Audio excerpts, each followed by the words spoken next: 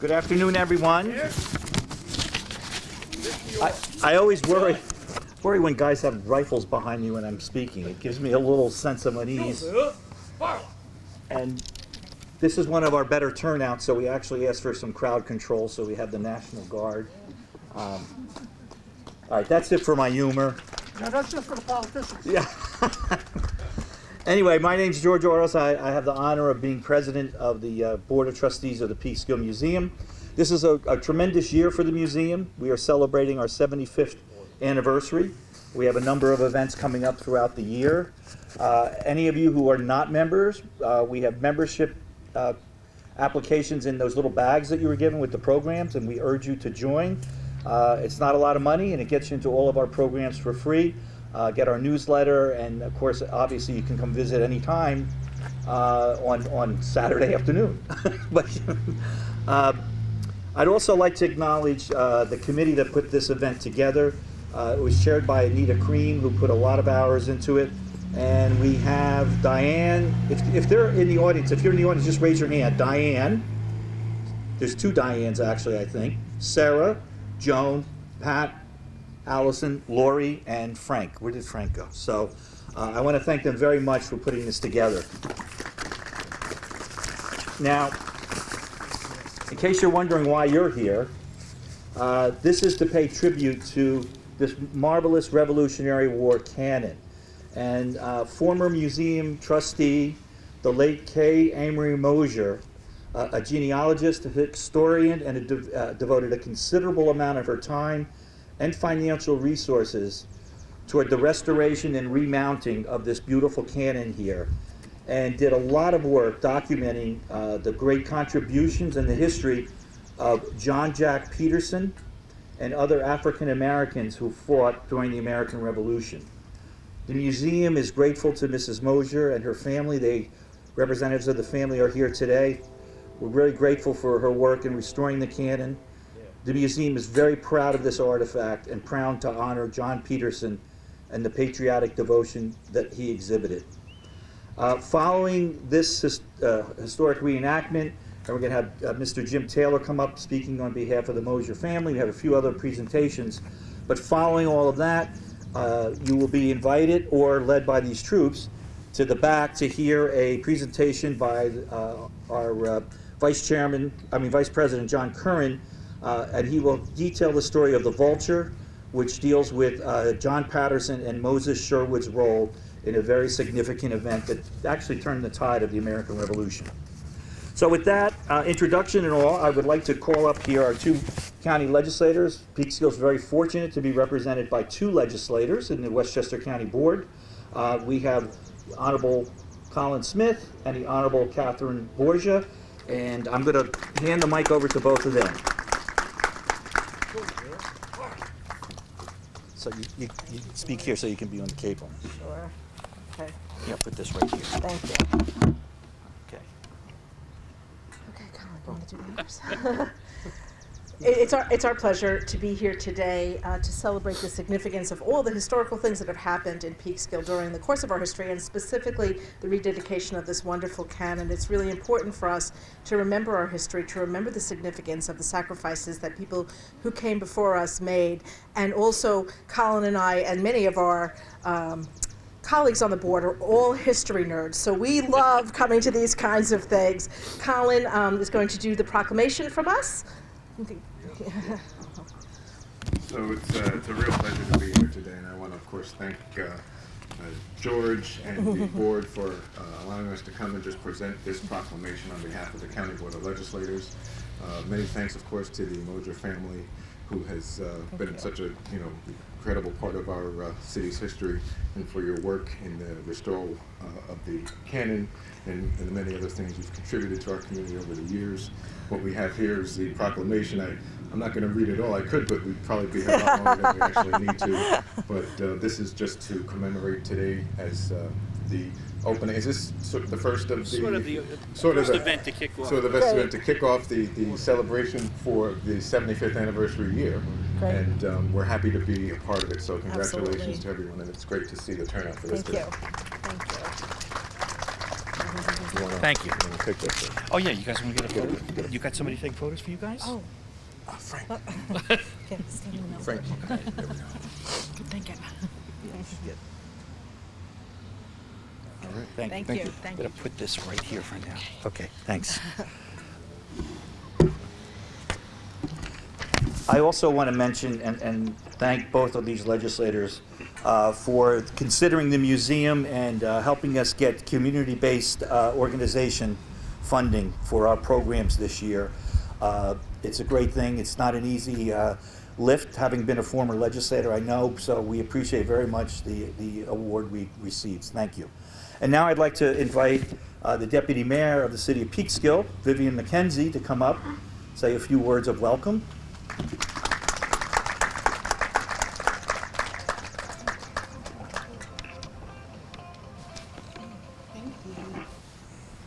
Good afternoon. I bring you greetings from the City of Peekskill Common Council and the Honorable Andre Rainey, Mayor. Our city is rich in history, from Native American Kichwan people to the Dutch trader Jan Peek to our very own friends and families like the Petersons and Mosers, who I consider my family. Our city is noted for our history in manufacturing, General Washington having his headquarters here, and being a center for stove and plow production. It is amazing to have a great museum in our city. Thank you for collecting, preserving, studying, and displaying the history of Peekskill and its immediate surrounding areas. It is with gratitude and admiration that I present this proclamation in celebration of the 75th anniversary of the Peekskill Museum. Congratulations and job well done. Thank you. Do you want to do you have somebody take a picture? We can take a picture and somebody take a picture so we can get it to you. Okay. Yeah, get Colin take it. This way he can send it to you. You can post it somewhere. Thank you, sir. Oh, you're welcome. I know these odd-numbered years are special. Okay. Very. Thank you so much. Thank you. Okay. Thank you. What happened here? Thank you, Deputy Mayor. Doesn't sound like this is working. Can you guys all hear me anyway? I think so. Okay. Bring it up. I can't. Just go with it, George. Hello? It was working before. All right. I'm going to yell. It's just as good, I think. Okay. At this point, we're going to call upon Phil Miller here to kick off the more formal part of the presentation here today. Phil, you don't need the mic. No.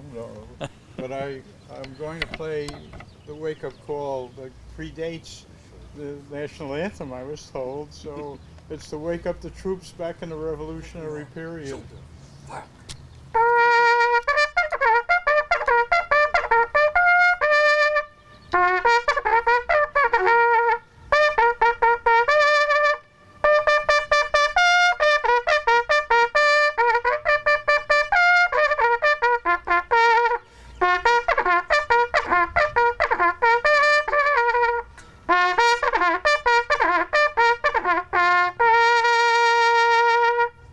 Thank you, Phil.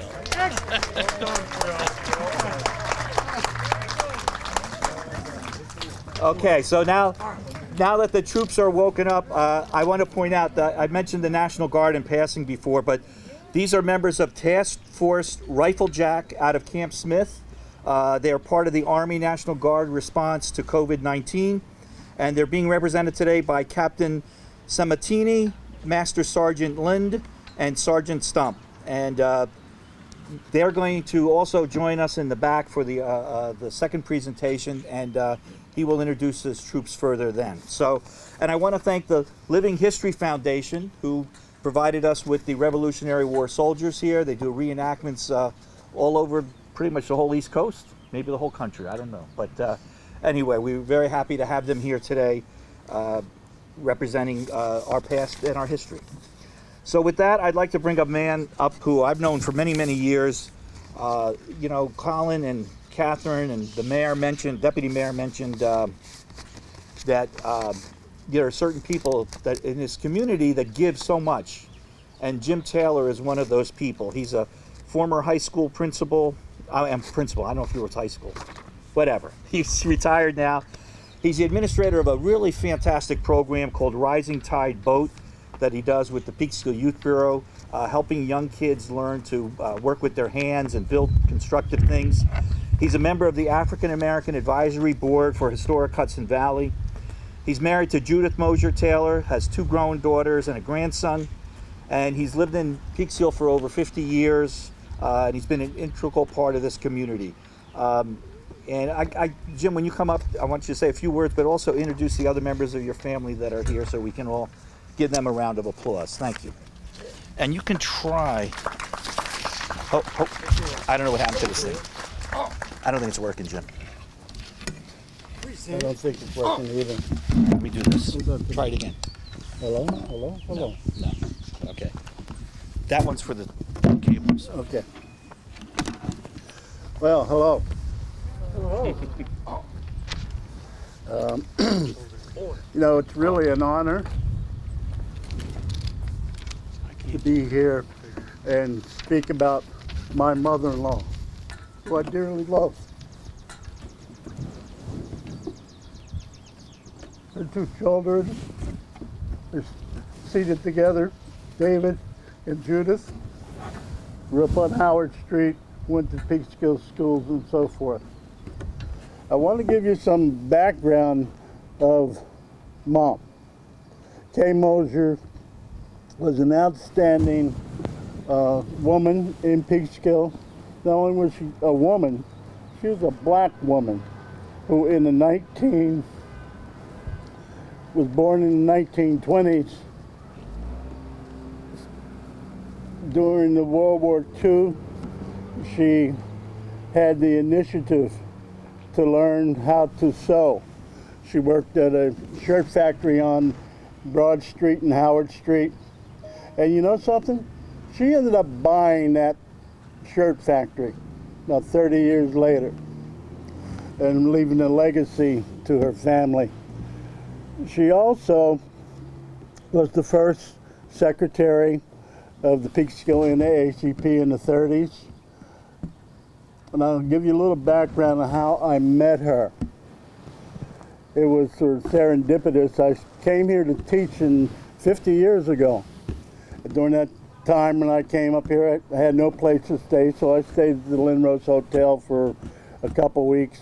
And then one of my colleagues told me about Kay Mosier having apartments, and she rented them out to black people.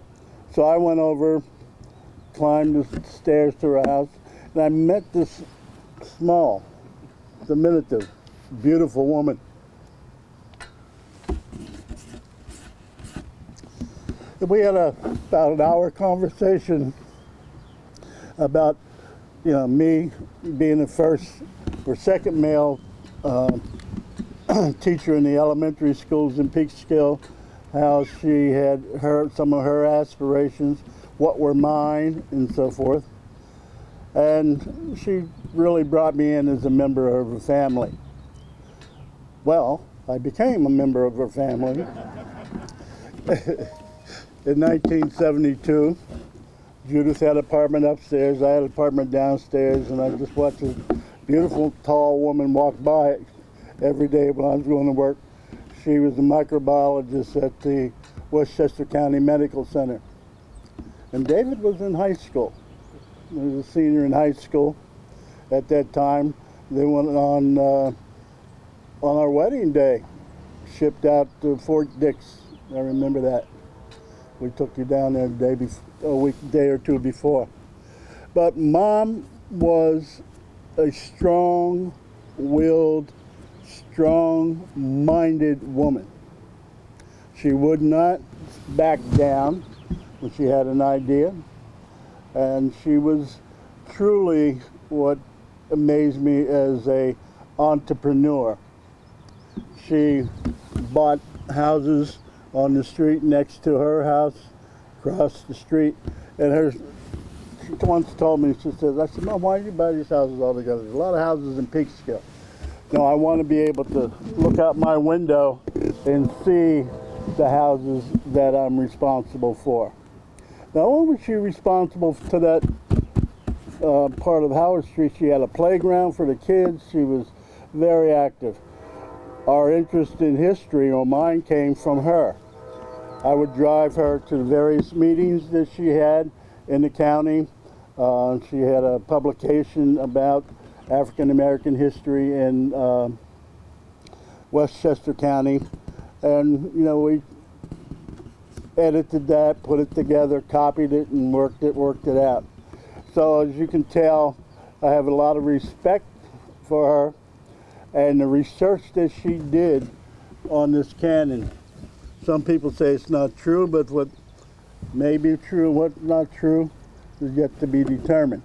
But she worked hard putting this together, actually going to the foundry up in Connecticut, having the armorer there restore this, and not only was it time, it was expense, but she was a member of this, and it's a tribute to the African American soldier. John's going to tell you more about that, but she wanted that known, that my father-in-law's ancestor was Rifle Jack Peterson. So she wanted that to be kept. So this, I read somewhere, a person is only remembered by 2 generations. So, you have your children and your grandchildren. Anybody after that may or may not know you. But I believe she will be well known for a long time. So thank you, and I appreciate it. Jim, you and members of the assembly want to give you these places of wreath here in honor. All right, we've been asked to come and stand up.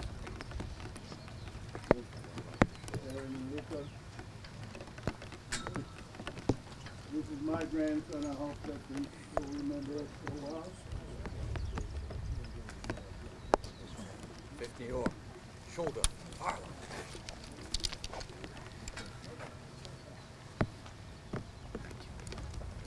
This is yours, Jim. Where's Phil? Did they shoot first? Present. Fire.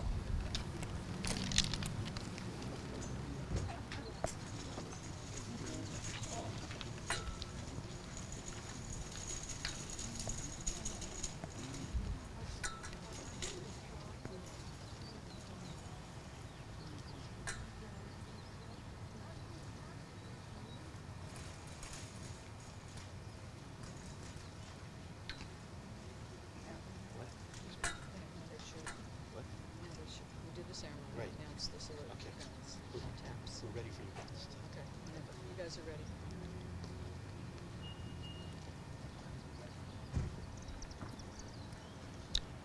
Cobb, whenever you're ready to fire.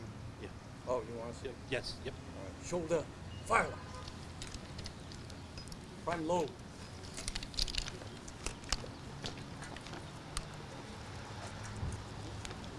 Nice and steady. Put the people out of the way.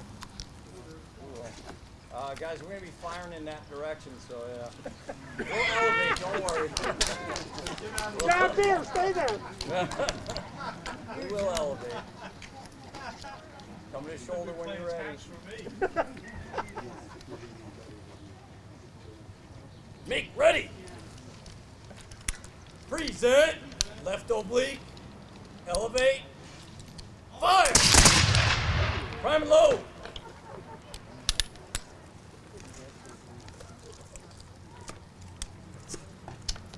Good job, lads. Come to the shoulder when you're ready.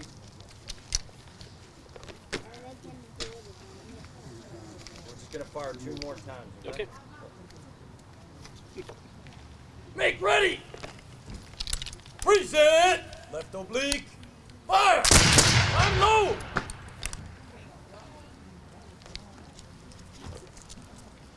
Last one, lad.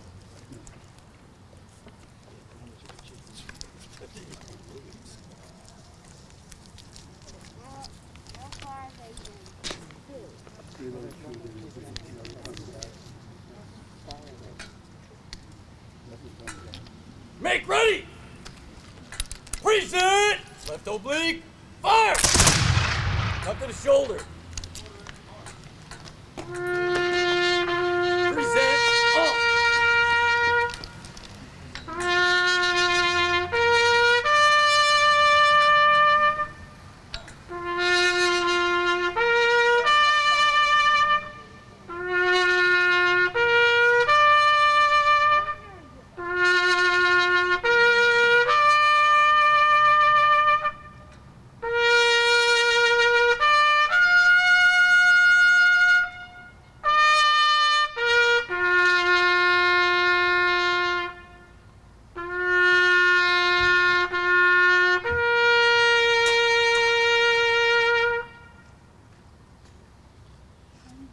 Okay, the troops are going, this concludes the formal Shoulder. part of the ceremony. The troops will lead you to the back for the presentation by John Curran about the vulture. 5th New York to the right. Peace! No, there's chairs Guide back. on me. Forward, march! Left, right, left, right, left.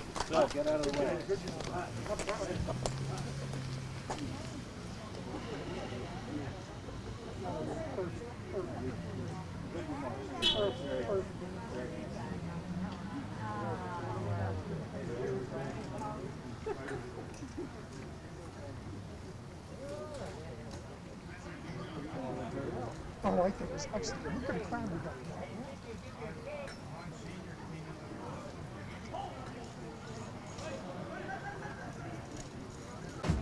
Okay, hello everyone. Thanks for being here today and participating in this historic event. I want to begin by introducing a unit or contingent we have here today from Camp Smith. And they're nicknamed or named somehow for Rifle Jack, which is appropriate and another reason why they would be here today. So rather than longer, louder? Oh, okay then. I already gave the introduction, so what I'm leading up to is to introduce representatives from Camp Smith who will explain their unit, what they do, and who they are. And I'm going to, first of all, ask to the microphone Captain Sementini, and she will pretty much take it from there. Thank you.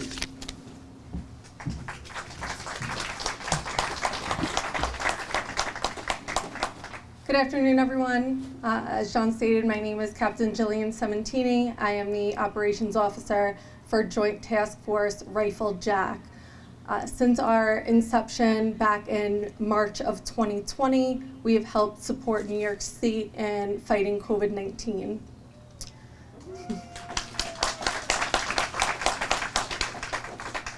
To date, we have administered 970,000 COVID-19 tests, over 1.7 million COVID-19 vaccinations, and helped assemble over 10 million test kits.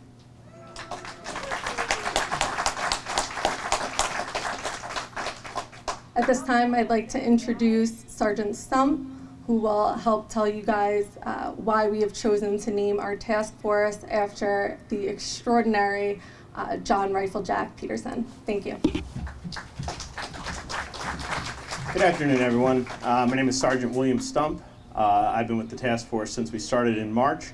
Once we realized that this was going to be an ongoing thing, we were initially called Task Force COVID-19. So we talked to, the command team talked to us and basically said, you don't name yourself after what you're fighting. So we had to come up with a better name. So we looked around, and I'm a resident of pretty close by, and I came across the story of Rifle Jack Peterson, and I felt that it spoke to what our mission is. We are the descendants of the New York State Militia. They were in the Westchester Militia, and if there's any greater example of what the fight against COVID-19 has felt like, it is a handful of men and one cannon taking on the British Navy. But it's that same can-do, don't-quit attitude that we bring to the fight with COVID-19, and we look to the inspiration from Rifle Jack Peterson. So we would like to call down to the front here, if we could meet the Mosier Peterson family. We have challenge coins that we would like to present to them, which basically shows it's the 1776 flag, and in the circle is a cannon for Riflejack. We do the call and response, we go Riflejack, boom. Okay, thank you.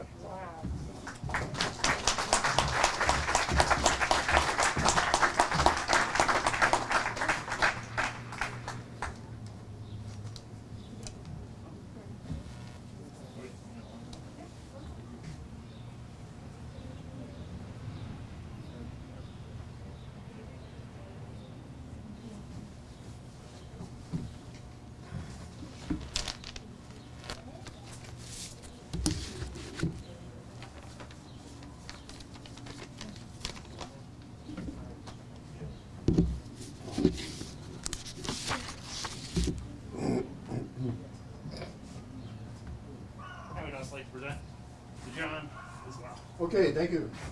Thank you. Oh, look at that. It's a beautiful little medallion with the flag and Operation COVID-19 Riflejack. It's amazing. Well, thank you for doing that. Thank you for being here today. Okay, I'm going to talk about the whole situation of basically why we're here today, what we're commemorating and what we're celebrating. First of all, I do realize that the people in the narrative involved in the Benedict Arnold, West Point, John Andre events of so long ago may be new to some of you and may be confusing to those who know some of the pieces. Today I will try to clarify those events and their importance and the roles of the individuals involved. My formal topic is John Peterson's role in the West Point conspiracy. So we're here today to focus on one soldier who participated in the 8-year-long fight for American independence from Britain. This one soldier, John Jacob Peterson, turns out to be exceptional in several ways. One was that he was a black American patriot enrolled in a New York regiment of the Continental Army, as well as maybe sometimes affiliated with the militia when they needed it.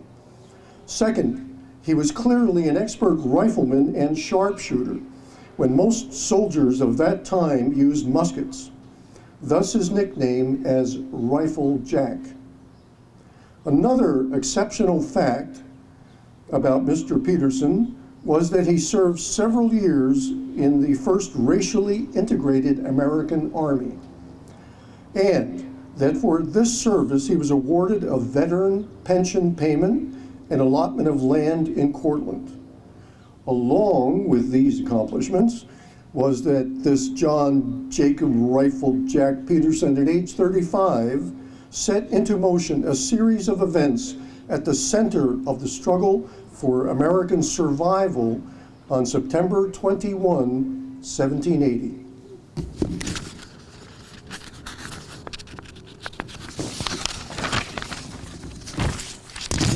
At a time already 5 years into the war, patrolling at the tip of Croton Point, then called Teller's Point, John Peterson and his soldier companion, 19-year-old Moses Sherwood, saw a boat launch approaching from the river with about 20 British soldiers on board.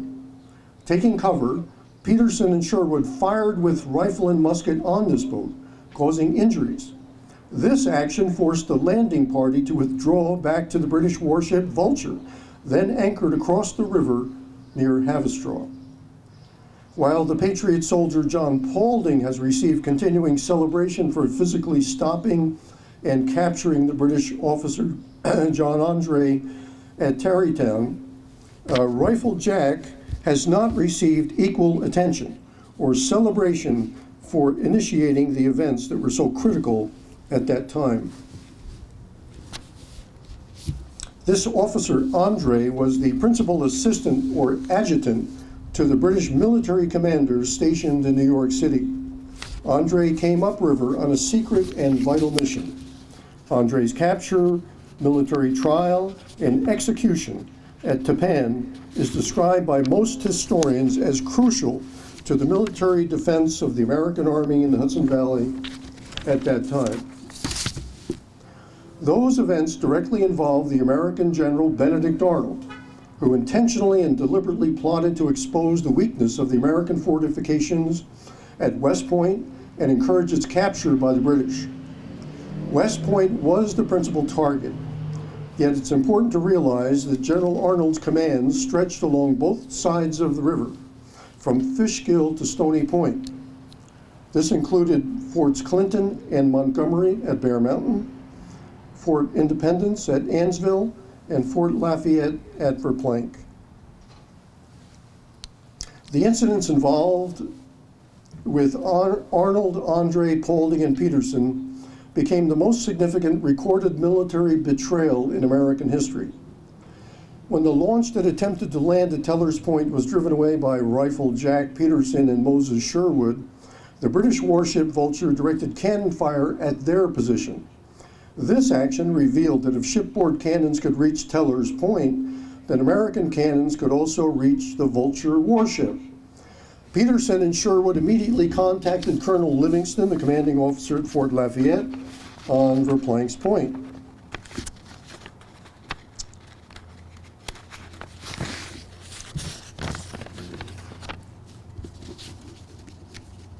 If I could open the page, it'd be even better. But here we go. Colonel Livingston immediately dispatched several artillery pieces to Teller's Point, where they bombarded the Vulture for 2 hours. They hit the ship 6 times, causing some mass damage that sent a splinter into Captain Sutherland's nose on the British warship. The American counterfire caused the Vulture to pull anchor and drop downriver. By doing this, the British officer Andre was stranded on shore within American territory. He and General Arnold had personally conferred most of that night about the betrayal of the Highland defenses. Andre tried to return to New York City by land in civilian clothing. 3 American soldiers stopped Andre on a Tarrytown road. As John Paulding was the only one who could read, he is primarily credited with Andre's capture. Most of this sequence is pretty well understood, but somehow the Patriot soldier, John Peterson, who started this entire sequence of events, has been considerably overlooked. Taken all together, how important were these separate events and how important were the individuals? Let's consider a hypothetical historical context. Try to imagine that during our American Civil War in the 1800s, General Sherman is driving his Union Army from Tennessee through Georgia into Atlanta, moving into South Carolina, and then up into North Carolina. Along the way, General Sherman decides that these Southerners aren't so bad after all, so he switches sides and starts fighting against the Union for the Confederacy. That's pretty bold and implausible behavior, right? Take another historical context example. Suppose that following the D-Day invasion of Europe during World War II, that General Patton bashed his way through Italy into France and into Germany. Then observing the German people, he decides they aren't so bad. So he joins the Germans in fighting against the Americans in Allied forces. Now the big difference with the Benedict Arnold case is that it was real and actually happened. Arnold deliberately and personally asked for the Hudson Valley Command with the intention of betraying the entire American regional defensive network to the British.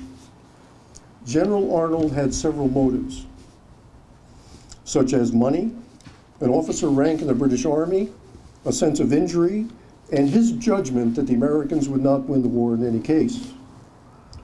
Furthermore, some of the vital parts of this historical narrative took place here in Peekskill, about 3 blocks from where we are right now. The Hudson Valley Command orders were personally given to General Arnold by Continental Army Commander-in-Chief George Washington on August 3rd, 1780. This event took place while both were inside the former Birdsall House, once on the south side of Main Street, within the Army camp at Peekskill. Washington then took off to meet the French Army coming in from New England. With Washington going in one direction, Arnold went in the other direction to immediately put his treasonous plan into play.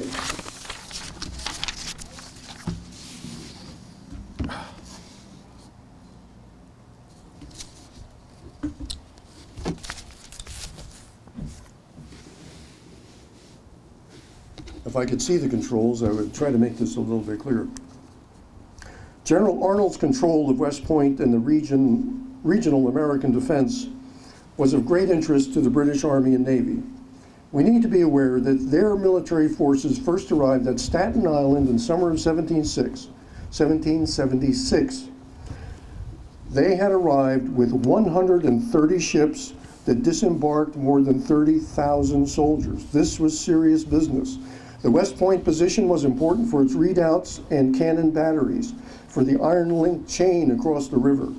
West Point was an effective barrier to British naval access of the Hudson River beyond that location. General Arnold personally relayed to British officer Andre several documents indicating West Point artillery positions, American personnel numbers at West Point, also at Verplank and Stony Point. We may know most of the pieces and people of this pernicious West Point conspiracy, yet how many times have we heard about Rifle Jack Peterson's pivotal actions in beginning the sequence of events that led to blocking this secret high-level treason?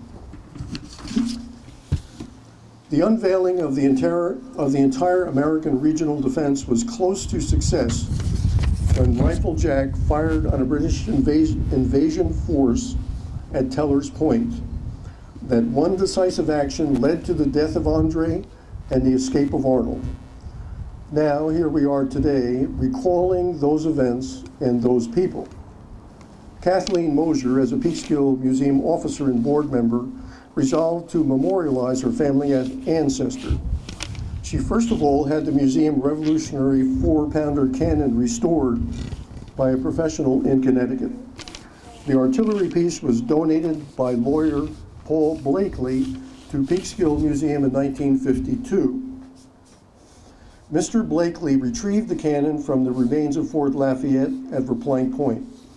Mrs. Mosier designed and ordered the inscribed pedestal on the front lawn. The words on the four sides detail the events, the people, and the historical story. As a Westchester County African-American historian, Mrs. Mosier wrote extensive articles about her ancestor, Continental Army soldier John Jacob Peterson, now buried at Bethel Cemetery in Croton. Peterson's daughter Harriet married Harrison Mosier, and so the two families came together 200 years ago. Kay Mosier, her son David, and grandson, and other relatives were present here for the initial cannon dedication at the museum in 1990.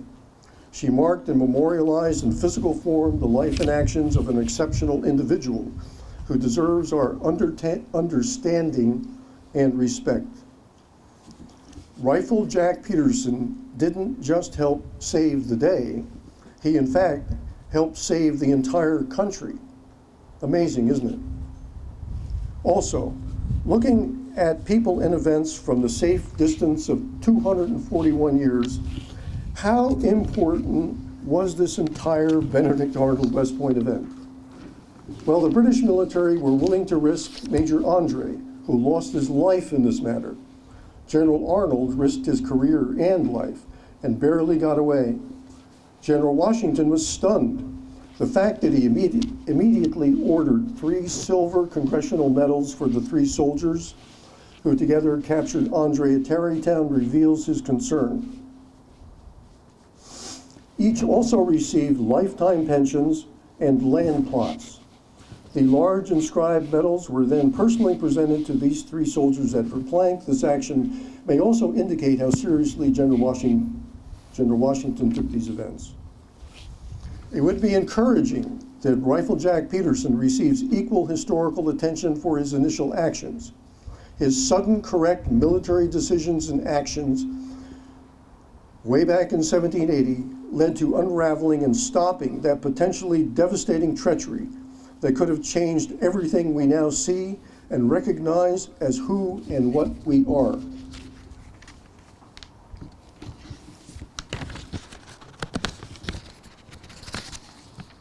We can only try to imagine how things would be different if the Arnold-Andre's conspiracy had succeeded. Suppose Rifle Jack wasn't there at that time and place.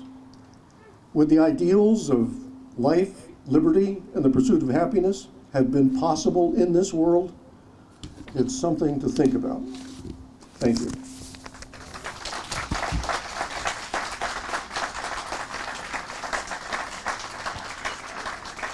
So let's hear it for Rifle Jack. Hey. My glasses are in. Okay, next is, what happened here? Next is what?